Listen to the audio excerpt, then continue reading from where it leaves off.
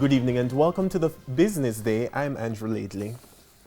Tax Administration Jamaica is suspending the collection of property tax and certificate of fitness fees at the Kingston and St Andrew Revenue Services Centres effective today. TVJ says the suspension will be initially for 1 week and comes as the agency moves to reduce the crowds at the two corporate area offices. This means that persons will not be able to conduct these transactions at either of the tax offices located at King Street or Constant Spring.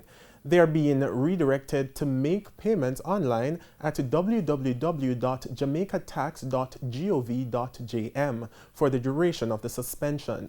TVJ says the decision has become necessary as there has been a surge in customers transacting business at these locations as a result of the temporary closure of the 4 tax offices in St. Catherine. The offices are being closed to avoid crowd at the locations. The local franchisee for Burger King, Popeyes, and Little Caesars Pizza Restaurant Associates says it is moving to prevent job losses as its outlets in light of the COVID-19 pandemic. Group CEO Lisa Lake says the reduction in store hours due to the curfew and the closure of some stores based on geographic lockdowns had adverse effects, in some cases more than 50% drop in sales at the various stores. Ms. Lake noted that Jamaican law allows for businesses to lay off employees for 120 days with no pay, but she said the company will avoid that option for as long as possible. In the meantime, Restaurant Associates has offered several options to staff, including taking unused vacation with pay or taking a voluntary leave of absence without pay.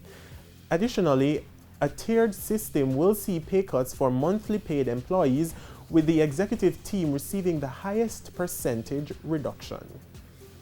To currency trading now, it ended today with the US dollar selling for $142.95. The Canadian dollar is going for $104.62. The pound is going for $179.20, while the euro closed at $156.97. And the JC index gained 1,640 points today, while the junior market index is down 8 points.